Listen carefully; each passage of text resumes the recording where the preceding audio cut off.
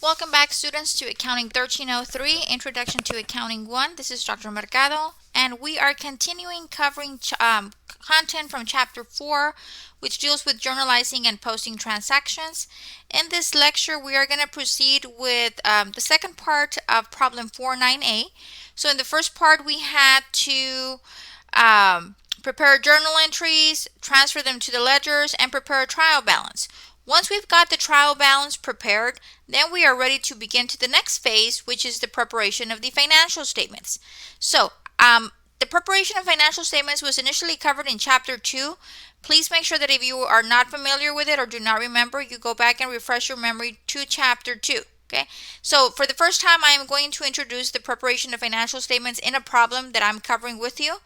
You've had similar problems in your prior assignments, so this should be not as difficult. But for those of you that are struggling, I hope that this video helps you in understanding how to prepare the financial statements. Okay, so like I stated, the preparation of financial statements was covered in Chapter 2. Make sure that we do go back and review. So there's three primary financial statements that we will be preparing in this class. We've got the income statement, the statement of owner's equity, and the balance sheet. So the income statement basically reports your net income or loss.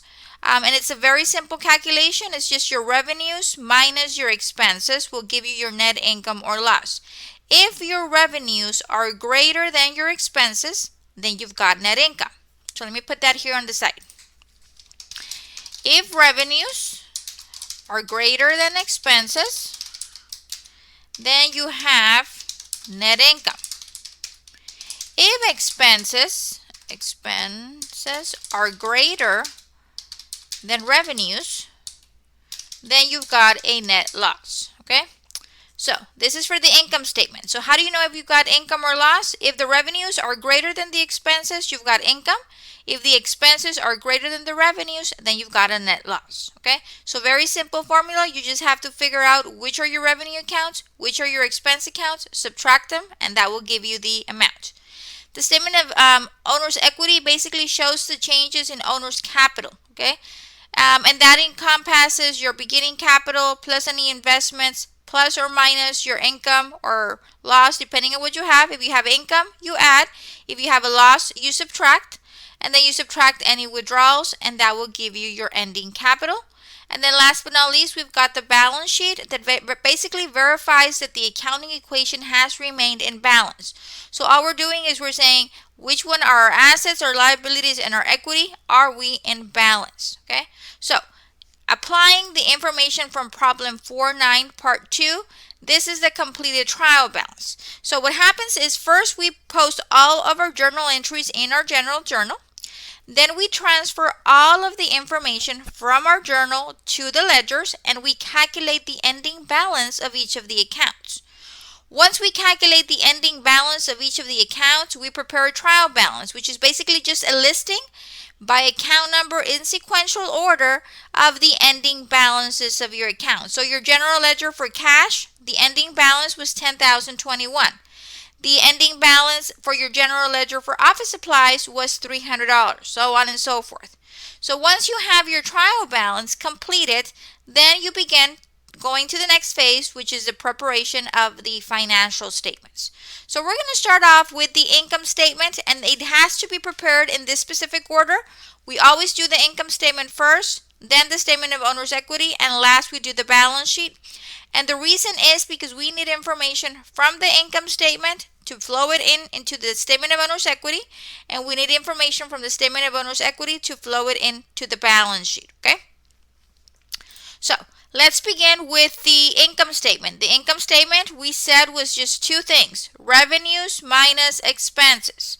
So we're going to go ahead and we're going to locate our revenue account, and I'm going to mark them off as I use them. That way I make sure that I use all of them. So we're locating our revenue account, and we have one revenue account called consulting service revenue. Okay, so we're going to first bring in our revenue accounts. Okay, consulting service revenue. Okay, let me go ahead and use that color. Okay, there we go. So I'm scratching it off because I'm using it. Okay, so I'm going to bring it in. Consulting service revenue. Okay, now I'm a very visual person. I need to be highlighting, marking off, because if not, I'm not going to know what I've used and what I haven't used. And we need to make sure that we use up all of the accounts. So consulting service revenue. Now, because we only have one revenue account, I'm going to take it to the second column.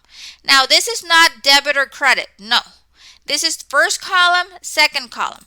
On the first column, you enter amounts. If you were to have maybe 2 or 3 revenue accounts, you will list them here, get a grand total, and take the grand total to the second column. The second column is for your grand totals, okay? Because we only have one revenue account, I'm going to take the total to the end because that is the total that I have in revenue, 1860, okay? So that is my revenues, okay?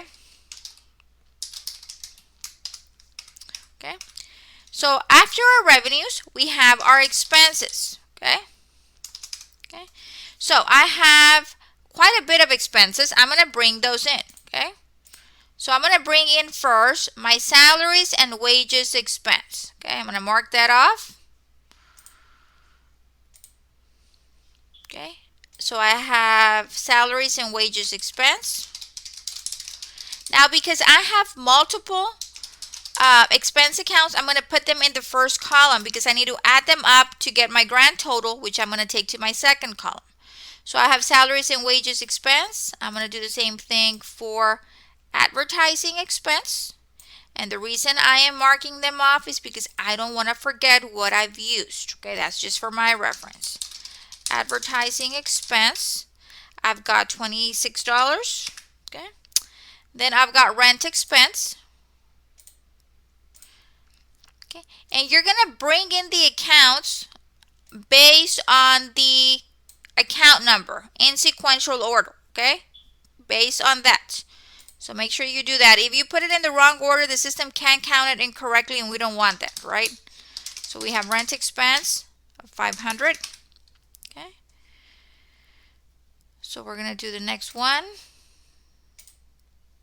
We're going to have phone expense of $42. Okay. So we have phone expense of $42. Then we have transportation expense of $185.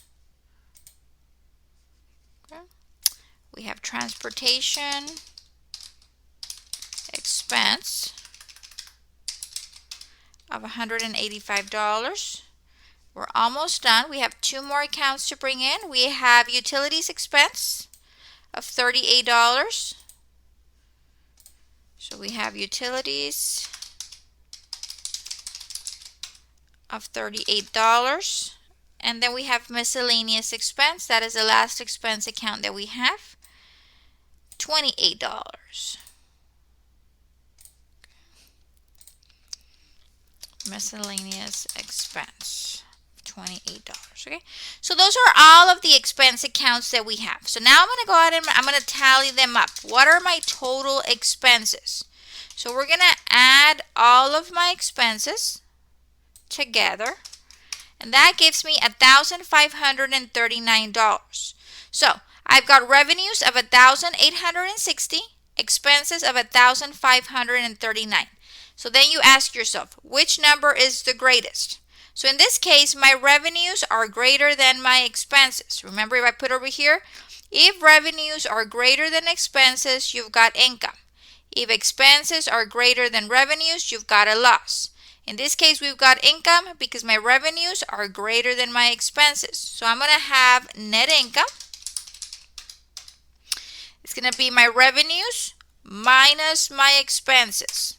So I'm going to have net income of $321. Okay, I'm going to highlight that one.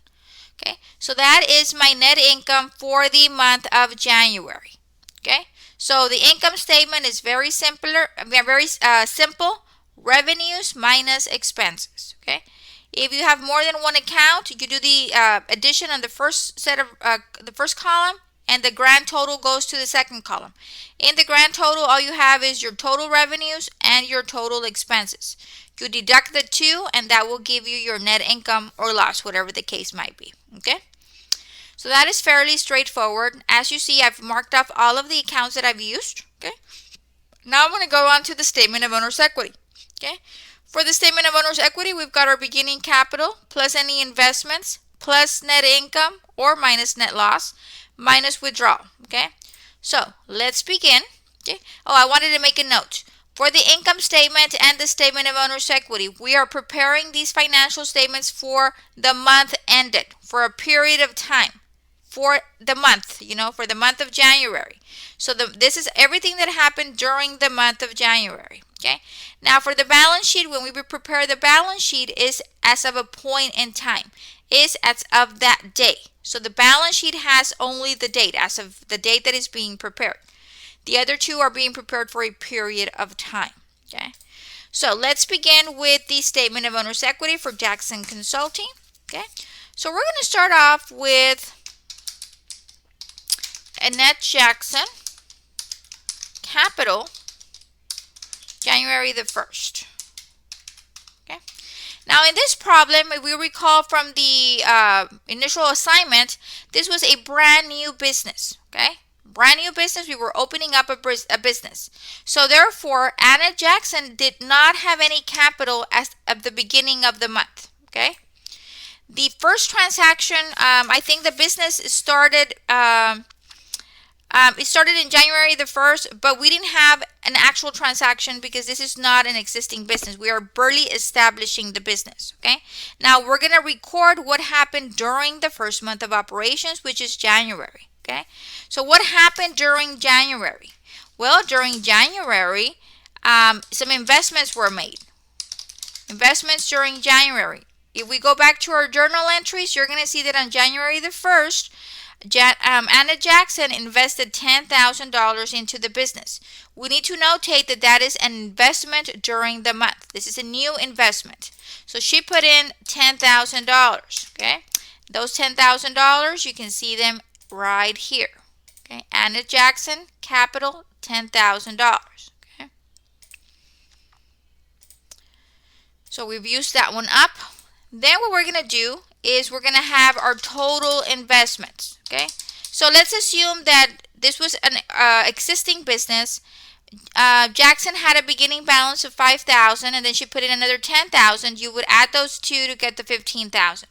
In this case, this was a brand new business. If it's a brand new business, you always start with zero.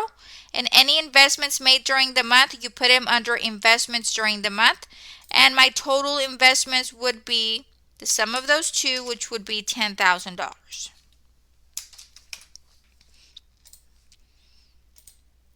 Okay. So now we've calculated our total investments. Okay. Now what we're going to do is we're going to bring in our net income for January.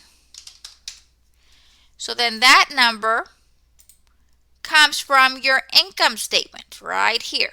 Okay. So your net income for January, we're going to bring it in. Okay. And we have $321. Okay. So that's brought in. Okay. And I'm going to put it in the first column because I have to do some additions to that item. Okay. So the next thing we do is, okay, we made $321 during the month. Did the owner take any money out? Did we have any withdrawals? So we have to deduct withdrawals for January. Okay.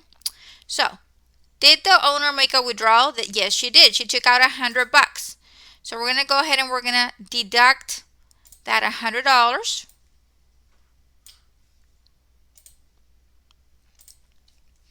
So less the withdrawals, we have a $100 withdrawal. Okay. So now we're going to calculate. Okay. We have to look at these two numbers. Okay. We made $321 and the owner took out $100. Did my equity increase or decrease as a result of these two transactions? Well, the number is a positive. So if you see here, I got income of $321 and they withdrew $100. My equity increased by $221. Okay, my capital went up by $221. So I have an increase in capital. Okay, my capital did increase. So I'm going to go ahead and I am going to get the $321 minus my withdrawal of $100. That means that my capital went up by $221. Now, assuming that your income was $321 and the owner took out $500. If the number is a negative number, then that would be a decrease in capital. Okay, so if it's a negative number, it's a decrease in capital. In this case, we had a positive number. If it's a positive number, then it's an increase in capital. Okay, so my capital increased by $221. So now I can calculate the ending capital balance for Annette.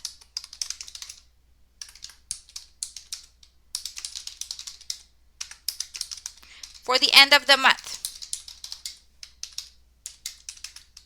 Okay. So as of the end of the month, I had $10,000 in my investment plus my increasing capital of $221. That's going to give me an ending balance of $10,221. Okay, that is the ending capital that I have as of my end of month number 1 of operations. Okay. Okay, so let's quickly run over this one again. Excuse me. This is a brand new business. Therefore, our beginning capital will be 0 because we have not established it. Okay. During the month, we invested $10,000. The total investments is $10,000. During the month of January, we generated $321 in income, and that is coming from your income statement. The owner took out $100 for personal use. So that leaves us with an increase in capital of $221. Your income less the withdrawals. So at the end of the month, Janet has $10,221 in capital. Okay.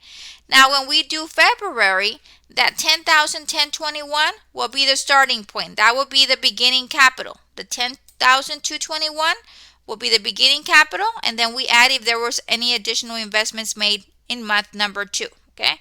So the only reason this is 0 is because this is the first month of operations. So we didn't have any prior investments. Now that this is the first month, we are going to roll over the balance. So that will be the starting point. And then we add any additional investments if any were made. Okay. So the information from the income statement flows into the statement of owner's equity. Okay. Now we're going to do the balance sheet down here. Okay. Now, for the balance sheet, we're going to bring in our assets, okay? For assets, we have cash of $10,021, so let's bring in cash. We've got cash of $10,021, okay? So we've got cash of $10,021. We're going to bring in all of our assets. Cash, $10,021. Let me put a comma. Office supplies is also an asset. So we're going to bring in office supplies. Okay. So we have office supplies of $300. We have office equipment. Office equipment is also an asset because we own the equipment of $1,500.